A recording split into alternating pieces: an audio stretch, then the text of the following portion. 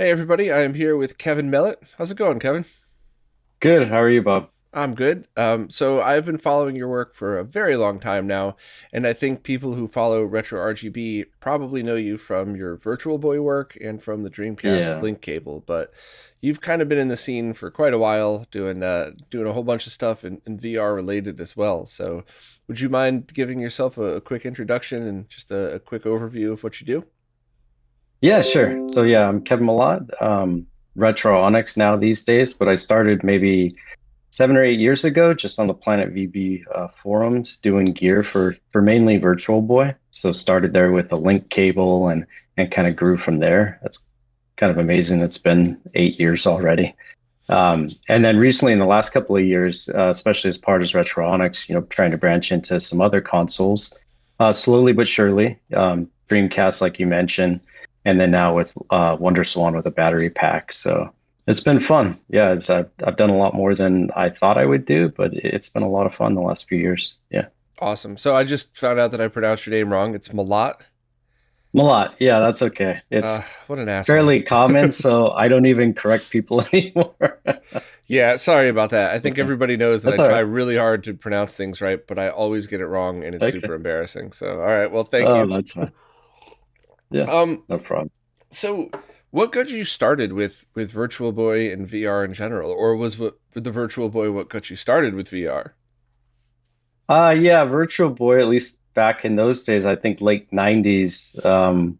Well, I first saw him in Circuit City in Southern California, where I grew up many, many years ago. That was kind of the first taste of anything, even VR related, which is VB's Virtual Boy is not really VR, but back in those days when VR was extremely expensive, it looked like a VR headset. It was in 3D, so it was super cool.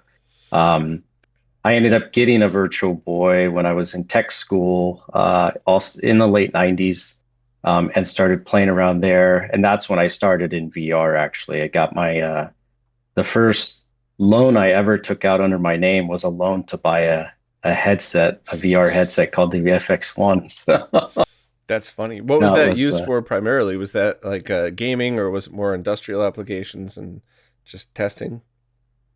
yeah, it was a gaming device back then. So VFX1 and eyeglasses were the big ones in the mid 90s. It was made by a company called Forte, which is now Vuzix. They're still doing headsets, the same guys leading that group. So yeah, we played God, what was it? Well, Quake, you could play with some patches. Back then everything was much, much harder.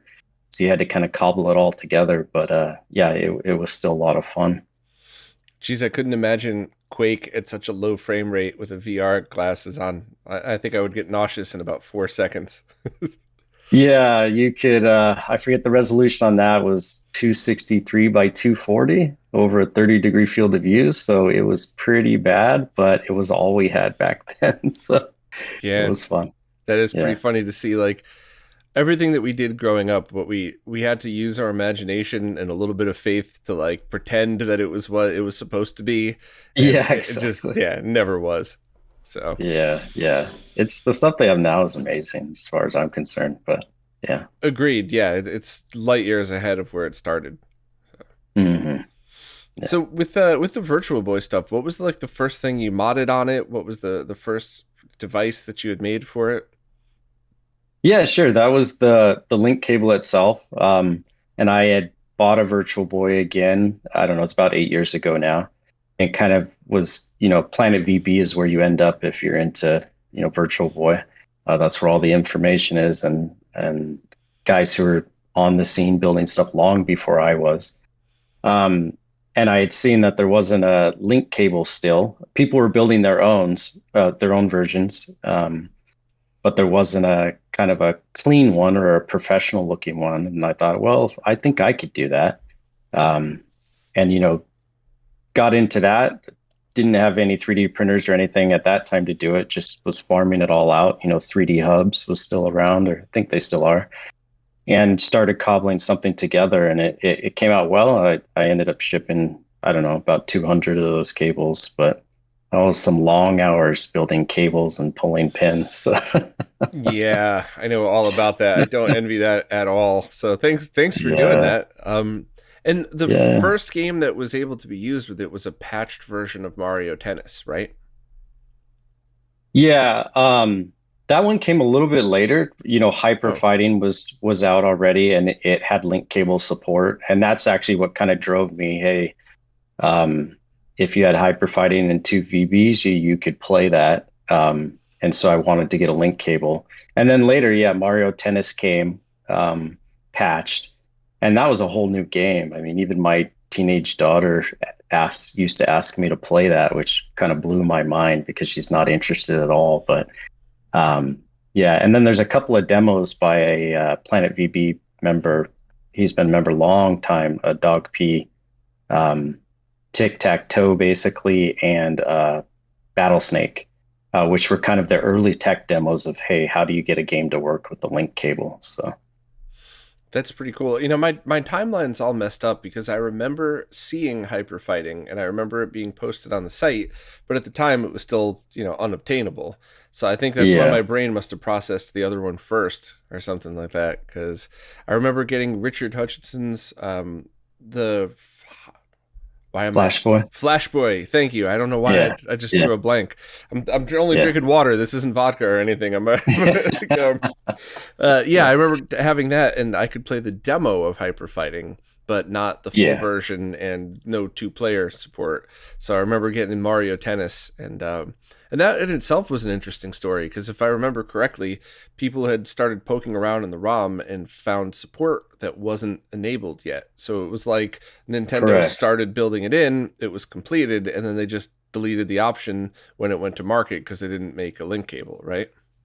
Yeah, exactly. That one was found. It was a kind of VB guy called MK, which has done some really impressive stuff on that system. He pops up every few years and then disappears for a few years, but um, he found code in that one for the link cable, and said he also scoured some of the other source codes, but couldn't find anything. But yeah, That's too bad. That's such a fun game. It's just any basic it is. game with good controls holds up to this day, and that's definitely one of them. Yeah, yeah, yeah. Even my son likes to play that one. My 5-year-old, he can't quite hit the ball right, but he still likes to take a look and play. So yeah, it's fun. You know, when I first got my Virtual Boy, my cousin Scott had one when it came out, and he always loved it. And then I Hmm. found one right about the time that I started RetroRGB, maybe about 8 years ago now. I picked one up, and Okay. I couldn't beat Mario Tennis. I couldn't even get past the first level. And then I realized like but my helmet was all messed up, it was flickering in and out. So I took the time to do Okay. the basic fix for the ribbon, which don't do that. Just replace, use one of the new solutions. But 8 years ago, 9 years ago, whenever it was, Yeah. I did that oven trick, and all of a sudden I could beat Mario Okay. Tennis. And then I started Yeah. Nice. realizing I was looking at the wrong depth of field. The eye that was blinking out was the one where I guess it was the front of field, so I was always missing the shot because Um, I was too behind it. So it was both annoying and awesome because it just showed how the depth really does get used in that game. yeah, definitely. I mean, the 3D on that system was what I remember when I first saw it in the stores as a kid. I think Red Alarm was the one that they used to play in the demo. I love that concept. Never seen anything quite like that. We saw movies, but to play a game in 3D, that that was not something I had seen before. Yeah, my closest to that was Space Harrier 3D for the Master System, which was half Okay, nice. amazing and then half gimmicky at the same time. So it's like, but Yeah, yeah, it's fun. so after the link cable, what was the next thing that you moved on to? I've done so many things since then. I've done a few cables after that. After the link cable, I think I started doing controller adapters. Mm, And that was mainly for the guys who wanted to play on PC, using an emulator.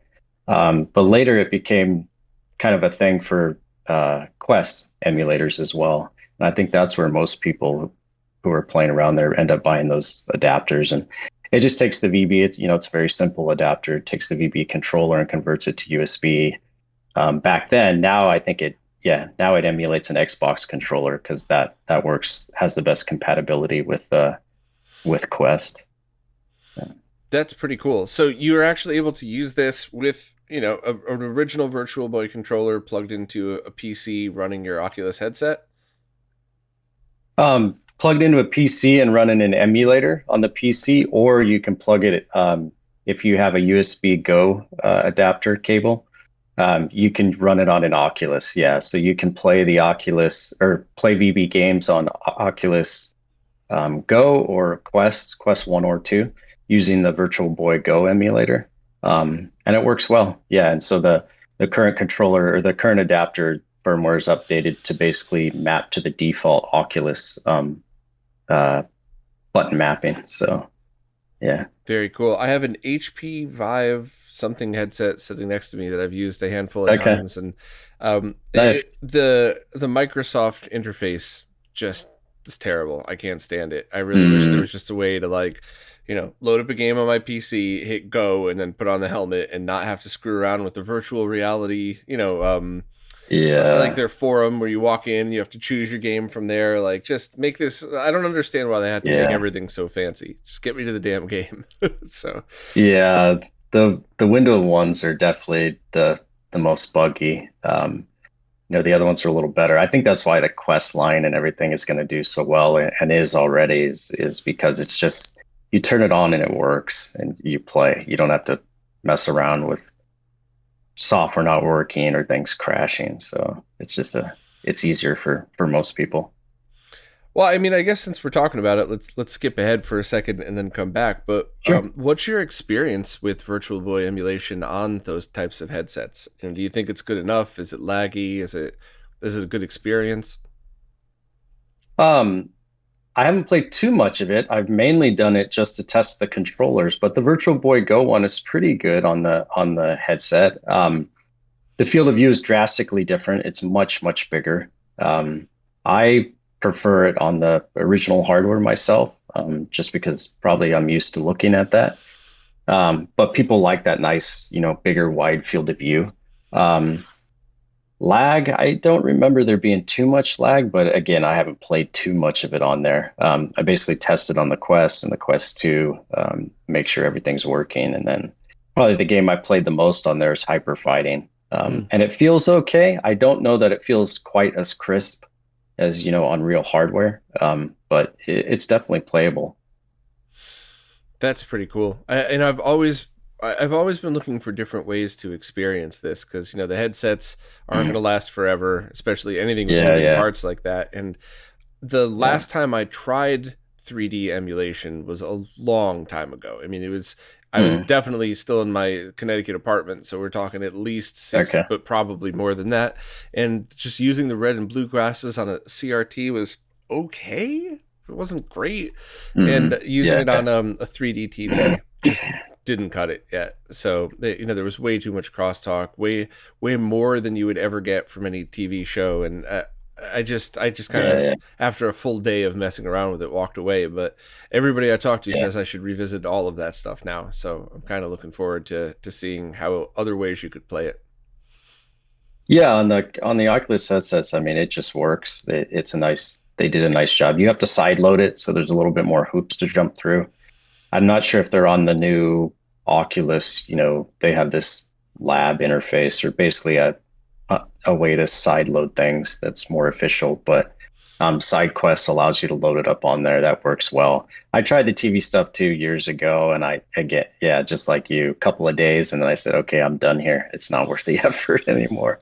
But Yeah, yeah, especially if you already own a Virtual Boy. At that point, it's yeah, like I'd rather just exactly. plug the card in and hit power and just start playing. Yeah, So yeah. Save some time.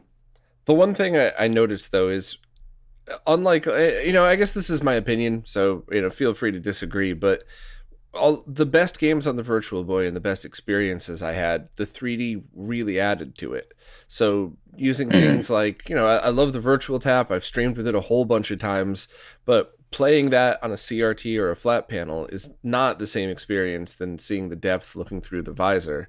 So I agree. I'm always thinking of ways to try to reproduce that for when these things don't work anymore. And who knows, maybe somebody will come around and do a Mr. Core for it and offer perfect 3D support for headsets and for TVs or something. I don't know, but yeah, I think it's Yeah. something that you really got to experience it to really feel it, because it's just, even that new demo that just came out, Formula V.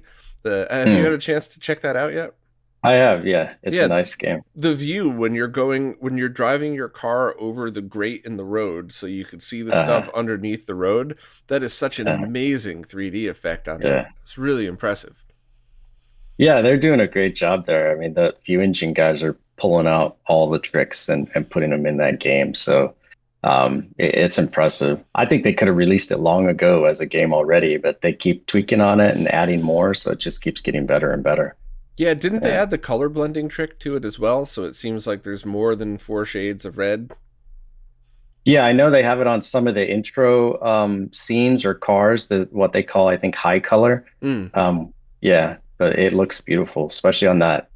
You probably remember that first 3D car that loads up and you get to see it. It looks great on the headset in 3D. Yeah. Yeah, absolutely. And I think that's another thing that, at least through the virtual tap, you can't really get the sense of those extra color blending, because it uses the Mm, tricks, of the display itself that's built into it. So you don't really get yeah. to appreciate that just by, having a recording of it. Yeah, exactly. And back to your question, yeah, I mean, Virtual Boy was intended as a 3D system, right? That's the strength of that system. So I played on TV. I flat screen and on emulators like on my phone. Not typically not more than a few minutes because I just prefer the 3D, the original, displays. Yeah, totally agreed. Yeah. So some of the other stuff that you've made for the Virtual Boy. Now you also have, you have the link adapter cable, and you also have controller extension cables, right? I do, yeah. Those kind of came after the first just VB Link cable, and then realizing, hey, I can make other cables. So a lot of the console people want to use the extension cable. So I started doing those. I actually just released, I think initially I did the design, I built a couple, and then I released all the models online and said, here, go, everybody go build your own. But I was getting pinged a lot from people still looking for a cable. Not everyone can get all the hardware and print it all and get it all together. So I started just making those as well, so people could get those. And that kind of led to also somewhere along those lines, for that time frame, someone uh, again from the Planet VB group on the Discord channel mentioning, "Hey, do you think you could do the Dreamcast serial cable?" And so I ended up doing that as well. But Yeah. Yeah, the extension cable and the fact that you have the designs out there is helpful for a couple of reasons. Obviously, anybody with a consoleized virtual tap, that'll be a big help. Or anybody mhm, that wants to use hyperfighting, but they're running their wires all around, so just having a little bit is good. yeah, But also just having the design for that connector out there, because yeah, Shank Mods just did his Virtual Boy, and he was able to make a level shifter board to basically allow you to make your own controller. So now, okay, if nice, Shank and the crew ever turn that into something, which I hope they do actually, but if they turn that into something yeah, where now you could make your own Virtual Boy controller, that's what you would use for the output cable. So you just grab any other yeah, cable and make that. So that was a huge help for all of that. And those the custom sticks are so cool for hyper fighting. I took okay. I Yeah. haven't tried one yet. Yeah, Oh, I've seen really? them. Yeah, It changes the whole feel of the game. I took a nice. completely broken up Virtual Boy controller. I mean, absolutely unfixable. And I asked my friend Ben from iFix Retro to build it into one of my arcade sticks.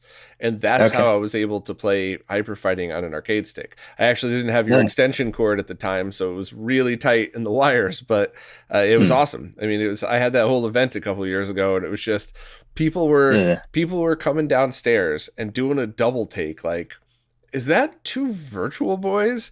And like Uh, some pro fighting game players came up, and everybody nice. everybody liked it. Everybody had a good time. Even the few that came up and mocked it at first, like, what the hell is this? They're like, wow, okay, so that's using this engine of Street Fighter with these characters, and like they totally were able to feel it out and enjoyed it. So I thought that was absolutely awesome. Nice. I'll have to try one of the sticks. I've been tempted, but I never quite pulled the trigger and picked one up or tried to build one. So Yeah. awesome. So the Dreamcast link cable is another pretty big deal for anybody that's a fan of that console. I did the live stream, which everything went wrong on my streaming setup, which is a little embarrassing considering how many pro Okay. streamer friends I have. But Uh, Destiny, I tried every game, and it was such a cool thing to experience because I had totally forgotten Dreamcast even had that ability at all. So, what? yeah, that one was. Sorry, go ahead. Yeah, sorry everybody. We're doing this over Discord, which always has a bit of a delay, so I'm sure we're going to step on each other a couple times during this. But um, so you said just making these extension cables was kind of what led you to that, or just people asking about it. But did you have any knowledge of this before? Or did you just kind of get into it because people were asking? The Dreamcast definitely because people were asking, and I forget the username. I apologize because I should know it because he bugged me for almost a year to do it, and I kind of, hey, I'm interested, but I'm a little too busy, and I kept telling him I could definitely do it. And then somebody else on the scene started doing them, and then I think they stopped or gave up. And then I came back after about a year and said, "Hey, are you still looking for that?" And he's like, "Definitely." And so I that was the first time I had ever, um, you know, done anything with Dreamcast. So I bought two consoles, bought a couple of the games that he said would run two player, and then I started making them. That was a great project because it would really kind of push to the limit what I could do with my 3D printer and with my cable designs. And so after finishing that cable, I actually went back and redesigned all the cables that I make. Hmm. So that was a great project, came out well. It's got some really thin parts that are hard to make on an FDM, but they come out well on my printer. So it was fun. I'm glad I picked that one up. But yeah, that was my first exposure to Dreamcast. That's awesome. I think Yeah. I enjoyed all of them. I enjoyed the experience, but the Virtual On, that's the game, right? The like the mech Mm. fighter game. I Yeah, loved yeah. that one. Hmm. I absolutely Okay. loved that. And Tetris, but I mean that's not fair. I always like Tetris, so that shouldn't, it doesn't really Okay. count. But I'd played that game before, but like playing it, linked up where everybody has their own monitor, playing it against each other like that. That was Yeah. such a freaking cool experience. And if I can get a hold of two of the controllers, I'll set up just like I did with the Virtualboy. I'll set up a mini Virtual On Mm. tournament inside one of. I'll probably piggyback on one of Arturo's other tournaments for that too. I think Nice. that's so cool, and I think that's another thing that once people sit down and actually play it, they'll go, "What the hell is this?" And then really start getting into it. Yeah. So that's pretty Yeah, yeah. awesome. I love that it enables, stuff that couldn't do before or couldn't do easily. I mean, people were making their own versions on that cable too, but it just makes it generally available and easier to get, I hope. So Mm, yeah, yeah, absolutely. it's fun. So, what did you move? Were there any other cables that you had made for those consoles? I think that was the Um, all of them, right?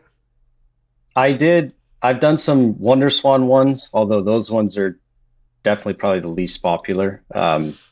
But same kind of thing. So after I did Dreamcast, I did a Dreamcast serial to USB as well. And then I kind of just took those two ideas and did them for WonderSwan as well. Initially for WonderSwan, because the community said, hey, we don't have this connector, that external port connector. Um, but an HDMI connector will actually fit. But I Hmm. said, hey, I can make a proper one. So I designed one and then made the WonderSwan cables as well. So which reminds me, I have to release the WonderSwan model online. I usually release them about a year after I do these projects, so I think I'm overdue on that one. Which is really generous of you. There's nothing out there saying that you should release all of these, and the fact that you do is very very cool and much appreciated. Yeah, I mean, I want, people should be able to use them. You know, on most of my stuff, some of it's more complicated. Not everyone can pick it up, but on cables, I think I have most of the models for everything out there, at least on the VB side. So I like to make those available for people who are experimenting themselves and, want to try new hardware. It just makes it easier for them. Hmm. Yeah. So, what got you into WonderSpawn? Was that a console that you'd had, or is that another people kept asking and you jumped into it? It's another somebody in Planet VB just said, "Hey, have you heard about this WonderSwan thing? It's from the same guy who did Virtualboy." And I said, "No, I haven't." And I resisted for many years, and then finally just got one.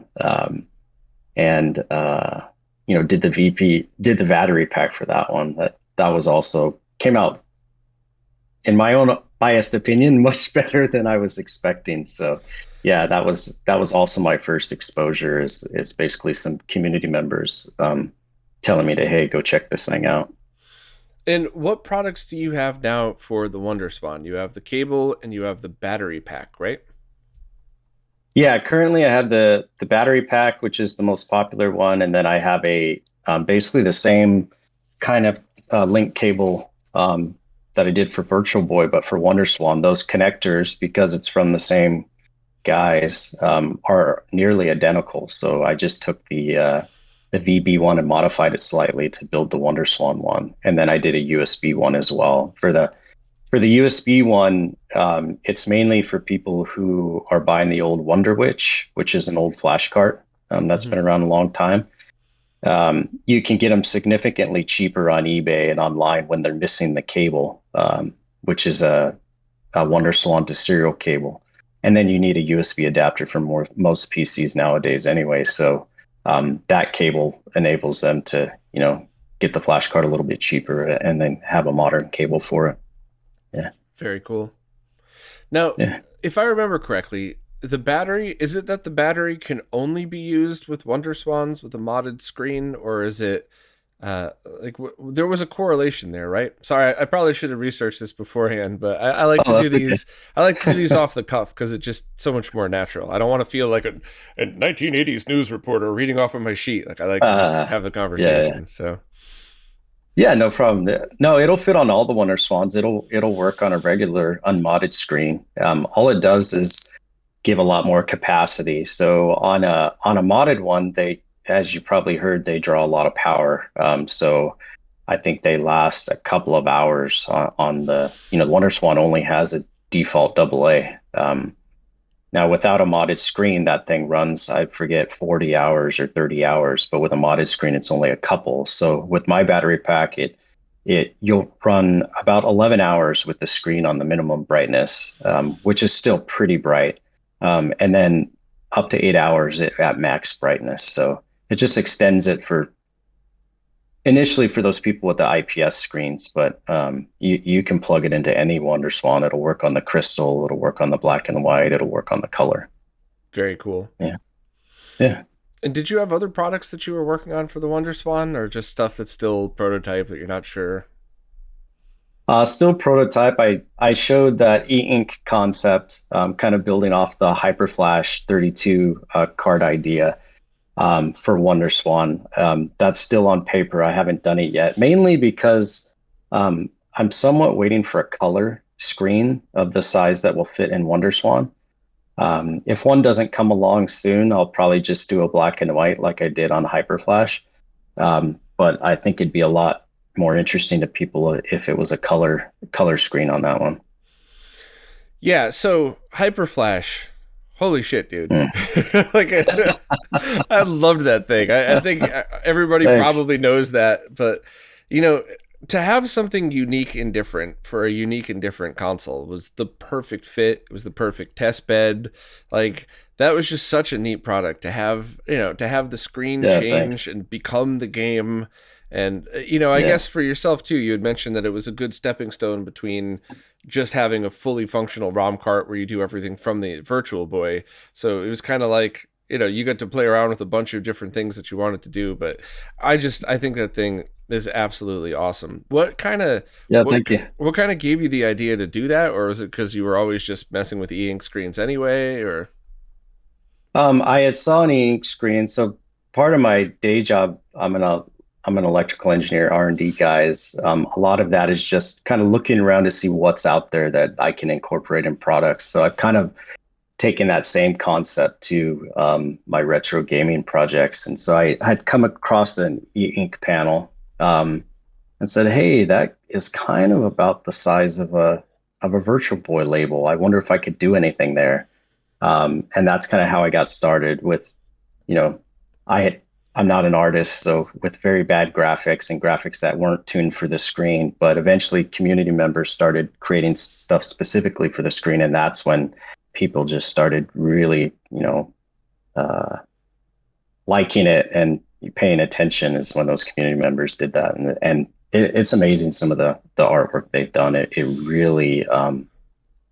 really shows well on a screen that really has some, limited capability. But yeah, Yeah, I remember you had that contest before the Hyperflash was released, and people were yeah, posting their designs, and it was just, I didn't for once doubt that because the Virtual Boy community gets really pumped up for stuff like this. So I knew the Mhm. talent was out there, but I didn't know, I didn't realize some of those things could look that good.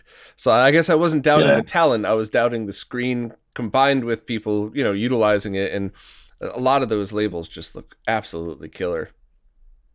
yeah, they did an amazing job. I mean, that screen is a 4 grayscale black white screen, so you think, oh, that sounds old. You can't do much with it.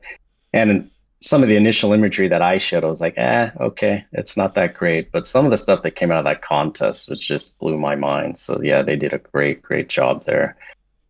Well, if there Yeah, were ever a team of people that you needed to concentrate on four shades of one color, it would absolutely be the Virtual Boy community. that's So true. that certainly worked in your Yeah, favor. maybe that's why they did such a good job there, is they're used to that palette or being limited. But yeah, Mumphy, I ended up yeah, I did that ink contest, and I was going to pick one winner. I ended up picking up three main winners plus follow-on prizes, just because I was just so blown away with people that had done art there. And then one of the members, Mumphy, actually, I've hired him now to do a bunch of stuff for me, but he did the first complete set for the black white screen of labels, which all look fantastic, because I wanted to have kind of a uniform set or a themed set that all kind of matched. So he did that, and yeah, it's just amazing. And then other people have come on since then to do the red screen. So yeah, it looks great. Yeah, so I guess I have to pause for a moment. I'm just assuming that everybody listens to this knows what that is, but the HyperFlash 32 is a ROM cart that's one ROM at a time. So you have to configure it before plugging it into the Virtual Boy. But instead of plugging it into your computer and using software to load the ROM, the e-ink screen lights up and you use haptic touch controls to select and load your Yeah, game, and the only thing that's needed is any USB power, anything. You can connect it to whatever, yeah, and then it just basically becomes the game, both as a ROM cart and the label, if you want to use the label of the game on there. yeah. Yeah, there was a lot of feature creep in that project, but I'm not sorry about any of it. It Me came, neither. Now, you had said you were looking into different color e-ink screens, and I follow you on Patreon, so I've been following all of the updates. You found different colored screens that you were messing with, so yeah, yellow-based screens, and then you had ones. I think you recently found one that was full color that seemed very promising. Um, it, yeah. what are the future plans for that? Do you have any thoughts, or have you discovered any new stuff coming out that you think would be a good fit? Yeah. So initially, the hope was always to get to full color, but I think COVID and a lot of the material shortages that people have heard about in the electronics industry have kind of pushed those off until next year.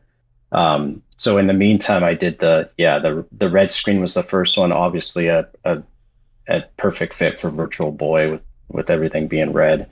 And then I did the yellow ones just because they had a yellow version. Full color is always where I want it to be. It just wasn't ready yet. And so I do have a couple of panels from a few vendors that are full color.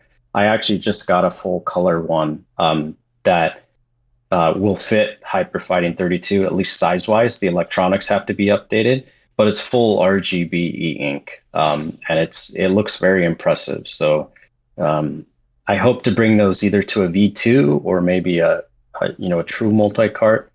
um, the full VB multi-cart's always been the end game. Digital labels make less sense there, but I like it so much I may just put it in anyway.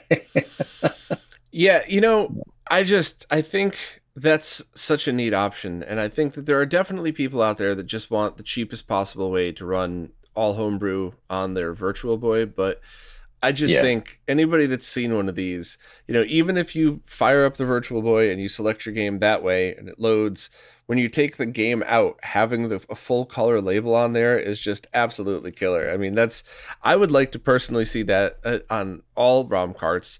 Now, unfortunately, that would mean you would have to have a full color e-ink screen in the exact same size as the original label that folds over the top. So I don't think we're going to be Yeah. seeing that Yeah. anytime soon for most of those, but I just think that would Yeah. be, if there were two options, if there were the $150 option and the $250 option for my favorite console, I would absolutely buy the one where the label turns into whatever you want it to. So All right. That's probably good not for feedback. every console, but Yeah. for my favorites, no doubt in my mind, I would want that. But I don't think Yeah, they the have screens. foldable e-ink yet, right? No, they're doing that with OLEDs. You've seen that probably on commercial phones, but I haven't. There are e-inks that you can form to a shape, but is there a full color one? No. You know, they're doing the fixed glass panel type of structure like they do now. Will they be in the future? They may be, but yeah, I'd love to bring it to other consoles. That's why I showed the WonderSwan concept one. Um, I, I've looked at things like Vectrex. I've looked at other systems, Game Boy would be one that there's a panel that's about the right size. Hmm. A lot of them are, you know, a lot of the systems. The first thing I do is, okay, is there a screen that would make sense there? And some are not, and some are. They'd be fantastic on systems like, top loaders like Super Nintendo, where that label's always right there in your face. I'd love to do one of those. Yeah. So, Yeah, that is pretty be fun. cool. I mean, I always think there's room for stuff like this, but especially wherever there isn't a ROM cart that has either not at all for that console or doesn't have the more modern features of it, I would always say start there, just because there's a whole bunch of people out there wanting something like that, and there just aren't any options, or there aren't available enough for everybody. In which case, that means the market's big enough for more than one person. So, Yeah, yeah, exactly. I do like to start with those smaller niche systems. Maybe that's because I started VB, but if I see a space where I think I can do something and there's nothing there, it's usually more motivating. mm, Um, and I like to have these twists on the designs, right? Like the e-ink and the haptic, and I don't know why I put Cap Touch in there, but it's there. Um, it's fun. But I like to attack those systems first. I'm not all that interested in duplicating what other people have done. Let them do it. They can probably do it cheaper than I can. So makes sense. yeah. So for the Virtual Boy, you were also talking about releasing a lower cost version just for people that wanted something that's cheaper. Are you still Yeah. pursuing that, or is the part shortage really messing with it? Yeah, I still pursued that. So I have a sold out batch of what I'm calling Hyperboy. It's basically Flash Boy, but 32 megabits. So it'll fit the full hyperfighting ROM. And it'll fit some of the larger size file sizes of Formula V.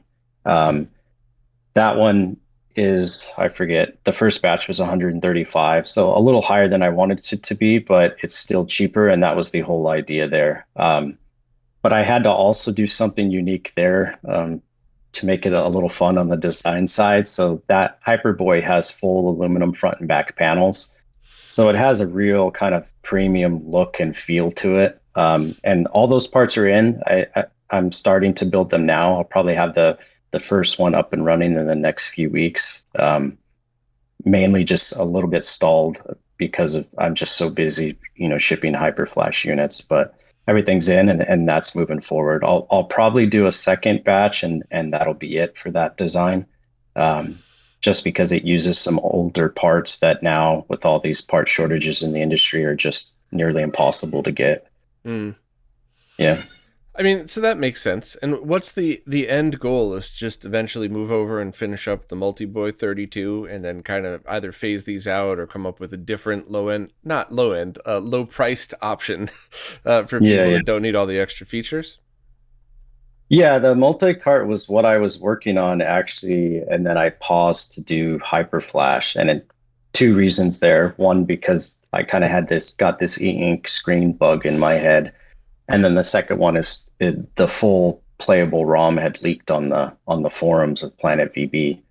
So I thought this is a perfect time. Let me switch over. This will be fast, and I'll get it done quick. Well, it took me a year to finish the design because Yeah. of the firmware and everything else. And now we're 2 years since that first started. So it wasn't as quick as I thought, but you know, the full multi-car is where I've always been going. So I hope this coming year, I said that in 2021. I hope to do it in 2022. And yeah, I think that cart will kind of will eclipse the others most likely. But And obviously, right off the bat, actually, no.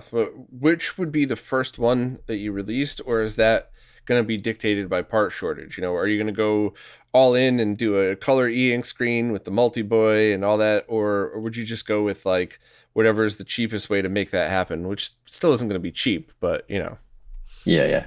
I think I'm going to do it two ways. So because of the additional cost of the color screen, they're going to be more expensive than even the panels that I use now. Is I think I'll do two versions, one with screen and one without. Um, and I think that makes the most sense. So I can continue if people that really like the e-ink idea and like that can add that as an option. And people who don't and just want a real VB multi-cart, which is what people have been asking for a long time, they can do that and maybe save a little bit of money. mm, that makes Yeah. perfect sense. I would also suggest launching them, or at least launching the pages for them at the same time, because one Mm. complaint that I often get is when one thing comes out and then the next thing comes out, and people were upset because if they had known, they would have bought one or the other. And very Mm. often, it's that they would have bought the more expensive one if they had known. So that kind of would help everybody, including you, to just like when that time has come, unless there's Yeah. like a giant development um uh, hurdle that you would have to get over. I would still at least announce them both, like here's what's happening today, here's what's coming tomorrow, or open Yeah. pre-orders for both. But other than that, I mean, I think that's exactly what everybody's been looking for, is just some kind of very basic multi-cart. Load all your ROMs, select it right from the Virtualboy. But I will definitely be Yeah. buying the one with the e-ink screen. Uh, yeah. So the base design there will be e-ink, and it'll just be an option, I think, to get one without a screen. The Hyperboy firmware is built off HyperFlash 2, and it's not too difficult to basically disable the e-ink portion of the design. Um, HyperFlash, I didn't intend to do this many batches of HyperFlash or be working on it this long. It just was, I think, because people were surprised by the screen and the digital label concept. It's it's been much bigger than I expected it to. But Hmm. so, yeah. It's funny too, because anybody who's buying your work now, well, I'll choose my words carefully. Any big Virtualboy fan who's buying your work now will absolutely buy the next one, because they'll be able to use it for, the two very good two-player games now. But I'm also hoping that the Virtualboy community will come up with some more homebrew with two-player support. So having two ROM carts for the VV is actually something that a lot of enthusiasts would be interested in. Yeah, I hope to see that too on the more two-player games. There's not that many, as you know. Formula V has official support for link cable, so that's awesome. I actually haven't tried that yet. I guess I should. Um, but yeah, I hope to see more. I mean, on the link cables, and I still do this occasionally for VB developers, depending on who they are. But I gave away a lot of free VB link cables to people who said they were developers. I later found out that not many of them are actual developers, but I tried to help kind of seed that and motivate people whenever I can. And I'll continue to do that, especially in the Virtualboy space to, help it grow. Yeah, that's awesome. Sorry, there's always the scumbags out there to take advantage of it, but I'm sure more good is going to Yeah, come it's out of okay. that than anything else. Yeah, I hope so. Yeah. So, from a developer's point of view, and I'm not asking for secret sauce here or anything like that, but just from a development point of view, what's the difference between the HyperFlash 32 and the Multiboy 32? So, the interface on the Virtualboy itself, loading the ROMs versus on the Virtualboy versus the haptic controls, like what Yeah. what's the big hurdle to do that? So there's a couple of things on HyperFlash is well, the main thing it's missing is basically the buffers on the front end bus. So HyperFlash 32 can't do an on-screen menu and then disconnect and flash and then start a game, because some of the VB bus of the console itself is always driving those lines. So you get what's called bus contention, and bad things can happen potentially.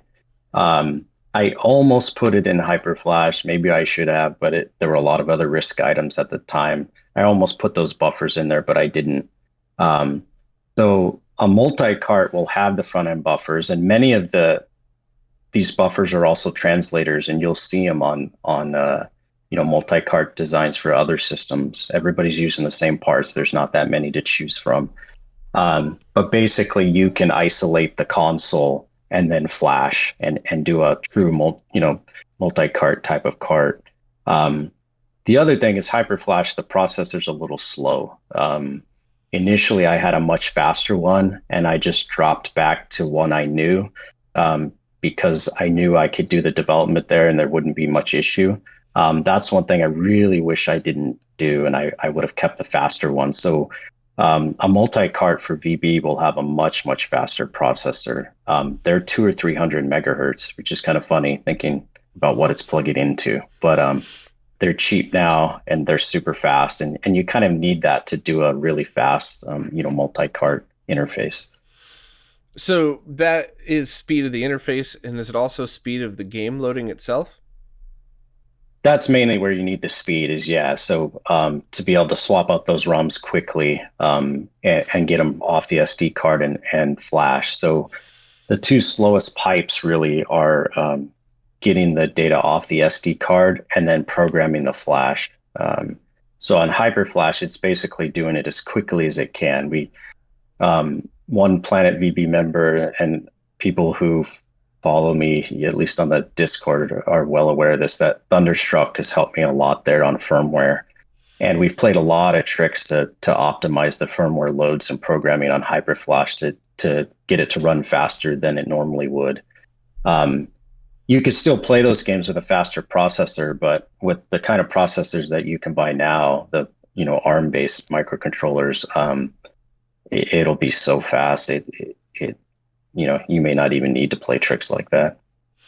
Very cool. So not near instant loading for games, as opposed to up to a minute and a half for the larger ones, then, right?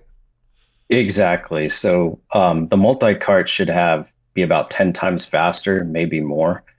And then instead of a flash, we're going to load a PS RAM. A lot of the multi-cart guys are doing this. They're basically loading off SD into a PS RAM, because it's significantly faster, and you can get much faster load times. So that's at least the initial idea.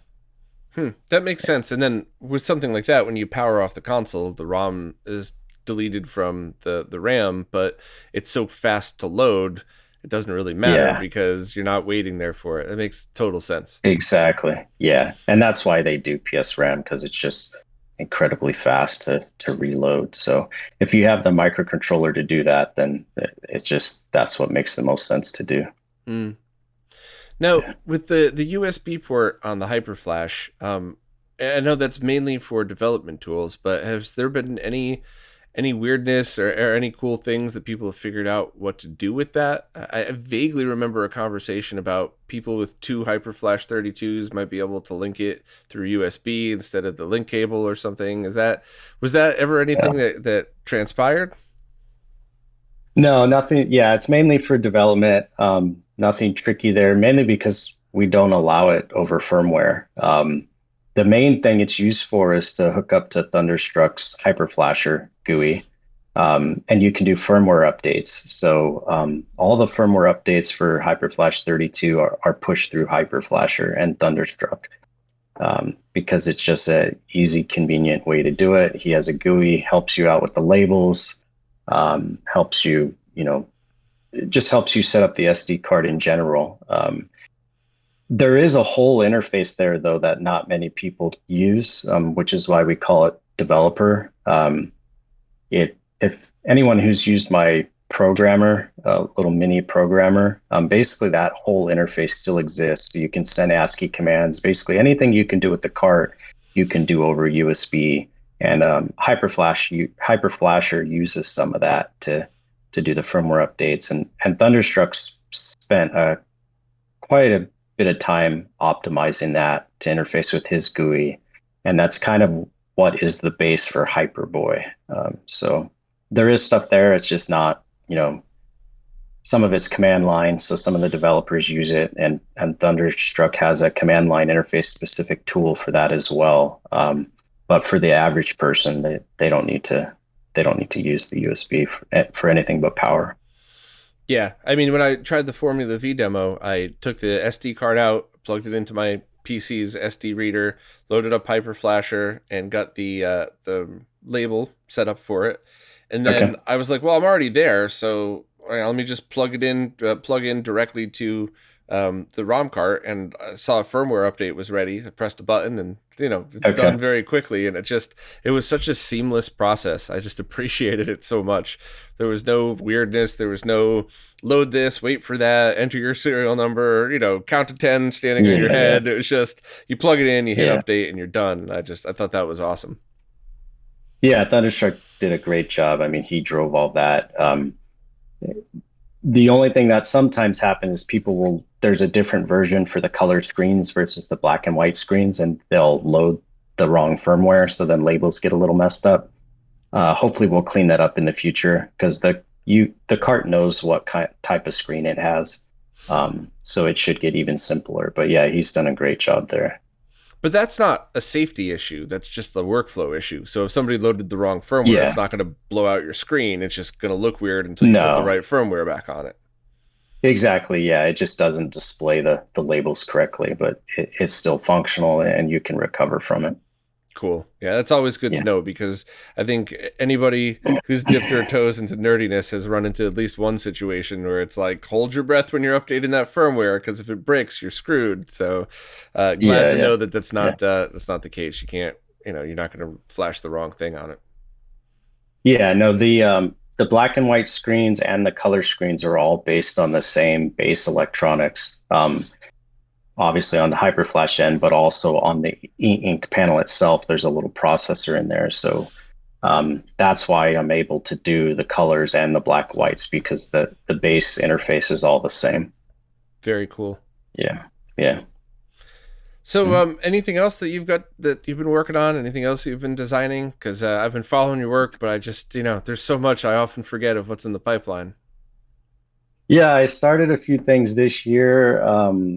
I did a VP Rumble pack, which I sent out to developers, and they actually developed a few demo games.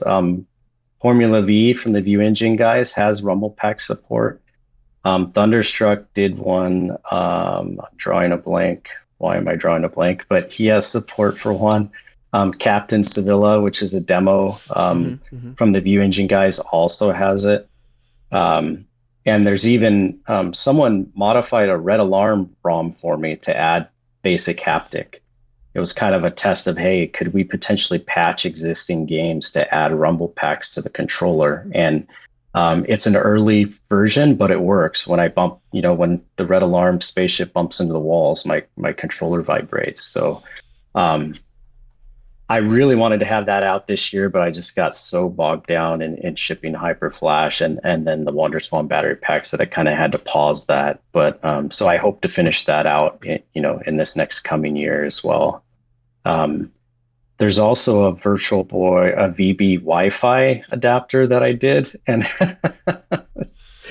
um, there's somewhat of a joke in the Discord that Thunderstruck likes to say a lot, or occasionally, is that a lot of Kevin's projects start out as a joke. Be careful, he'll actually build it. So the the Wi-Fi adapter is one of those. So Thunderstruck has one. We just haven't finished the firmware on it. And I forget if I sent one to the View Engine guys or not. I may have just said we were going to, but hadn't done it yet. But um, we want to show just some basic demo of a VB connected online. And that was the idea there. So I hope to finish out the firmware on that one next year too, so that the when I say devs, I typically mean software developers can do some sort of connected online demo with the Virtual Boy. I think it would kind of blow people's minds. Yeah, what would be the context? So would it plug into like the two-player expansion port, or the link cable, or would it plug Yeah. into the controller port, the cartridge port? Like how what are you thinking this could be done or could be done with this? This one was to plug into that link port, so in place of a link cable. And initially, a lot of the ideas were just, hey, if we had a link cable that plugged in online, what could we do there? And there's some limitations there, but that was the easiest way to get started. So I think you'll see some demos there first. I know some people are putting, Wi-Fi radios inside flashcards, which I think is an awesome idea, but Me we'll too. start with the link port first. Yeah. I mean, yeah, start with that to I'm about to feature creep your product. I could feel it, but start out with So, that. But if you imagine the Multiboy 32 with a Wi-Fi chip in it, and imagine if on the top you had a custom little slot that you could plug in a cable that also plugs in like a short little pigtail that plugs into the expansion port. So that would yeah. enable the potential of people not ever having to have an SD card or just a basic one in there, and just whatever game or whatever homebrew is on their home server, you could just create a share and connect to it. Which, if Yeah. you load up a bunch of games, that's you don't need that, but especially if you're a developer or somebody who's always trying new ROMs, that would be helpful. But then to also Yeah. have that corresponded link to the two-player adapter, so you could have two Yeah. Virtual Boys connected to the same network, each of Yeah. them running off of Pretty that. funny. That would be a really awesome idea. I love that. Yeah, the wireless has been a request many, many times. I love the idea. It's can I get it on the cart and can I keep the BOM cost low enough? That's why we were thinking, hey, let's try out with this adapter. What kind of things, do the software developers, what kind of things can they do with it? And then if that proves out and makes sense, then it's a great test bed for, hey, should we pull this into a cart or not? Yeah, Yeah. I would yeah, absolutely love to see Mario Tennis 2 player with the rumble pack support. So whenever you hit the ball, your controller rumbles, and being able to yeah. somehow play that online across the internet with somebody else who's playing, who's got their own. I guarantee you, if you come out with this, Destiny and I would be the first two people to buy it, and we would be streaming it that night. Yeah, that would be awesome. You've probably seen the guy that did the Game Boy Tetris one with a uh, pie board, right? And he I was able do. to basically, Stack yeah, that was smashing, cool. I believe. I have that sitting Okay, right here in a pile of projects that I need to get to, that if I started nice. now might take me a year to finish. So I have no idea when I'll be able to get to that, but I'm absolutely looking forward to messing around with that at some point.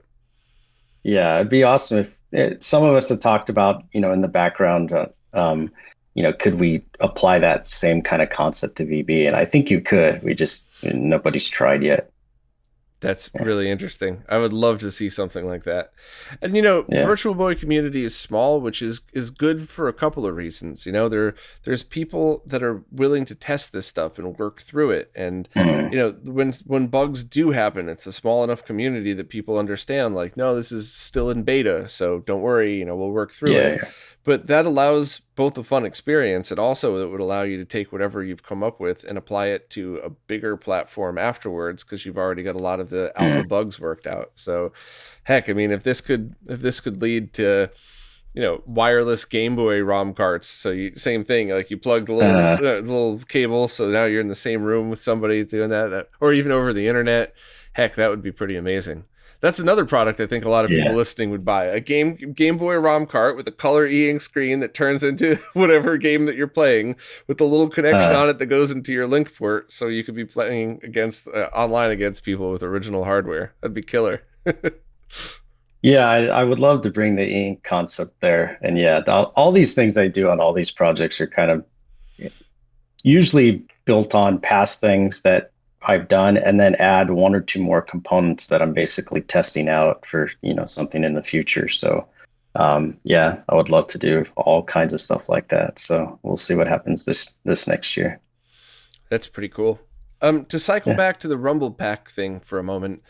So, Yeah. what do people need to do in order to add support to existing games? So they would need to be able to do they need to disassemble the code of the game, or are there different tools that are out there that people might be able to discover what's in there in order to do this themselves?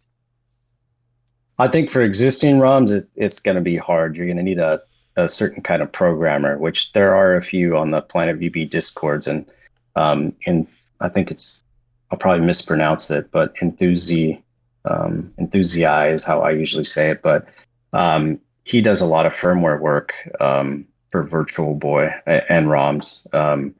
And he did the Red Alarm basically hacker update for me just as a proof of concept. So I think you're going to need people that are pretty into it to know how to do that for existing ROMs. But for homebrew, the View Engine guys are baking the interface or some of the code into their View Engine platform. So for homebrews and any new versions, especially if they're using the View Engine as their base, it should be pretty easy to add support.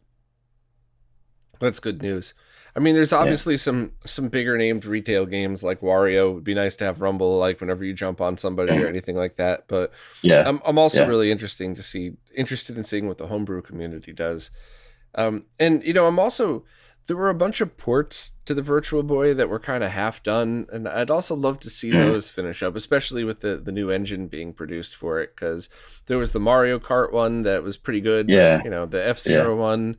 And even like the Game Boy emulator that was made for it, I would love to see Mm. somebody, try to make it more game specific. So maybe in general it works fine, but you combine the two to get a better performance. Whatever like pick a game and have it focused on that to get more performance out of it. I think that would be pretty amazing as well. Yeah, yeah, there's definitely a lot of those demos online. VB is the land of demos for games. I think because it's a lot more effort to develop some of these things than people realize. So it takes thousands and thousands of hours for some of these guys. So it's impressive that guys like Thunderstruck and the View Engine team guys have as many demos as they do, because it takes a lot of hours to get something out that looks and plays well. Yeah, that's for sure. So Yeah. this might be a really stupid question, but in the NES, you had the different chips on the cartridges themselves that could enhance audio and video. On the SNES, we obviously Mhm. had Super FX, SA1. They had the one chip game on the Genesis, Virtua Racing. Is it possible to do something like use whatever processors on an upcoming ROM cart to offload some of the processing? So to have something on there Yeah. so that like the Game Boy emulator runs at a much faster speed because it does some of the processing there instead of on the Virtual Boy itself. Is there Yeah. possibilities for stuff like that? Yeah, of course. I mean, that's a great question. A few of us have looked at that many times. So the Virtual Boy has this expansion space that was designed specifically for that kind of stuff. It was never used by any game. The View Engine guys and myself put extra SRAM on that space so that they had a lot more SRAM to play with on a particular. It was actually a Formula V. Well, actually, no, they were testing video. But anyway, um, that expansion space hasn't really been used by anyone. And so we've talked a lot about putting accelerator chips out there. One of the things we're going to try on the multi-cart, and I think I can combine all these, is we're going to put an interface there that can talk directly to the MCU so that the game will have access to the MCU. Because these ARM microcontrollers are ridiculous in terms of horsepower, and they have full floating point processors and everything there. We want to put a bus interface there so you could basically offload calculations for the MCU to do while the VP is doing other things. So it'll act as a co-processor. Or you could do things like, EverDrive's doing, where they have, FPGA acceleration sitting on cart. So those things are definitely possible. Nobody's really just done it yet for VB. That's really exciting because I remember the first time I fired up that emulator and I think I played just basic Super Mario Land, and I just saw so much potential. I loved the 3D Yeah, depth. yeah, It was obviously just the speed of it that was the issue, but I mean that was exactly. so impressive, and that that immediately opens up the library to hundreds of awesome games. And Yeah. so I realize the ports are just ridiculous amounts of work. And while I would love to see like the Link's Awakening port or something get finished Yeah. up, it's just Yeah. that's asking so much. Whereas being able to provide developers with a chip that you could offload the power onto, and then having the emulator writer tweak that, I think while that's not easy by any stretch, it's infinitely easier than trying to port a couple of games over from one platform to another. So Yeah. Yeah. I think we'll try that when we do the multi-card. You know, even on HyperFlash, when it's plugged in, that microcontroller is just sitting there dormant because it's not doing anything when it's plugged into the platform. So we're going to try and leverage that fact and try and get it to do some calculations. So hopefully we'll see some stuff in the coming years that do exactly that. that's awesome. Are there any Yeah. other hidden things about the Virtual Boy that nobody's really tried to capitalize on? Um, that's a great question. A lot of it, at least from my perspective and the cart side, is just that expansion space. There's a lot more memory that could be available in VB carts that just never has been. The biggest default game, at least a release game, was 16 megabits, but you can go up to 128 megabits, Hmm. both in the ROM and the expansion space. So you can have quite a bit more memory. I had 256 megabit carts at one point, and I went out to a few developers. So there's a lot more space there. I think there's a lot of games to play on the accelerator on cart, and you're seeing people do all kinds of stuff like that now for other systems, just because the processing speed is just so available now and cheap. Assuming you can buy the part these days, but it used to be Yeah. available. Yeah. Um, and then, the link port is pretty much unused except for the, two-player cable. So you can do all kinds of things there, although the, the interface speed there is much slower. So you'd get a lot more bandwidth if you just did it directly on card via the expansion space. So Mm. hopefully we'll see more of that as we go on. We've certainly tested a lot of it. It's just, there's no killer application or game that uses really any of it yet. There's lots of testing that we do. Do you know how the audio works in Virtual Boy games? Is it sample based? Does it use chips on the Virtual Boy? Because the audio quality was always a bit lacking on that console. Yeah, that's probably what I know the least amount. I know there's a chip on there, and it's what I hear from the software developers. It's difficult to use. Mm. Hopefully, no one gets upset by that, but I believe that's true, at least from what I've seen. Because one of the things I often get asked about is, hey, can you put an audio chip on the cart? Because the audio comes into the cart, but then it's just looped right back out. Um, so they want to have some sort of chip on there so that they can, play games with sound there that are a little bit easier to do. Yeah, that was going to be my next question. Is does it have the ability to pass sound through so that you could just generate everything on the cart and not use the chip on the Virtual Boy? So that answers Yeah, that. So that's pretty cool. yeah, It'd be neat to yeah. see like Both the the MSU1 style mods to have original soundtracks, swapped over to that. So yeah, it'd be awesome to do that. There are chips, you can put down it. We have this kind of laundry list of so one of the members of the View team, George, and I are very frequently go back and forth and build this huge laundry list of stuff we want to see. And I don't think you could make a cart big enough that would hold everything, but we trade ideas quite often on that kind of stuff. And the audio is one that basically he really wants to see because it would make his life easier as a software developer. mm. Yeah, I Yeah. wonder how that would affect use on emulation for people to try to, because if you're inventing a new virtual chip, if you will, it'll work fine on your cart. But what about people that use emulation? They would just have to update the emulators, right? Yeah, it would break I think any custom hardware that is probably, doesn't exist currently. It would break that. I don't know what they would do there. Yeah, adding that Yeah, feature to a software emulator is going to be way easier than a lot of the other things that we've discussed. Not easy, just easier. probably. So, yeah. Yeah, maybe. I can say that as a hardware guy. Sure, the software guys can do that.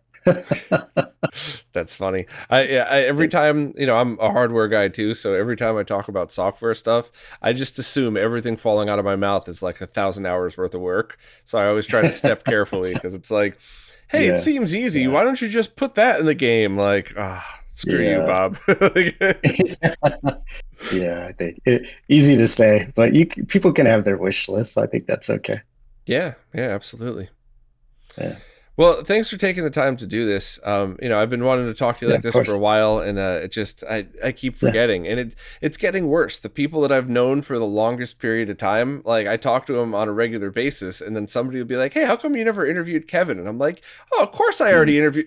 Oh shit, I never interviewed Kevin, Yeah. did I? So sorry for the Yeah. delay. Glad we finally got around to having a chat, though. Oh yeah, no problem. I mean, we've talked about it many times. It just hasn't happened. Time goes by fast these days, it seems like. Yeah, that's Uh, for sure. As yeah. always, all of your projects and all of the products that you put out are get written up on RetroRGB, so I'll keep everybody in the loop of all of those pre-sales. However, if you want Thanks. more, more direct info, more up to date news, I'm subscribed to your Patreon, and you post pretty regularly on there. So anybody that Mhm. wants to support your projects first and foremost, or also just wants more up to date info on the stuff that you're working on, I would strongly recommend that they subscribe to your Patreon and get all that info. So, Yeah, thanks, Bob. It was great talking to you, sir, yeah, as always. absolutely. So thanks again, and hopefully the next time I talk to you, we'll be live streaming, Mario Tennis 2 player over Wi-Fi, so, or across the Yeah, country or I some hope so crazy too. shit. Fingers Yeah, that would crossed. be awesome. Yep.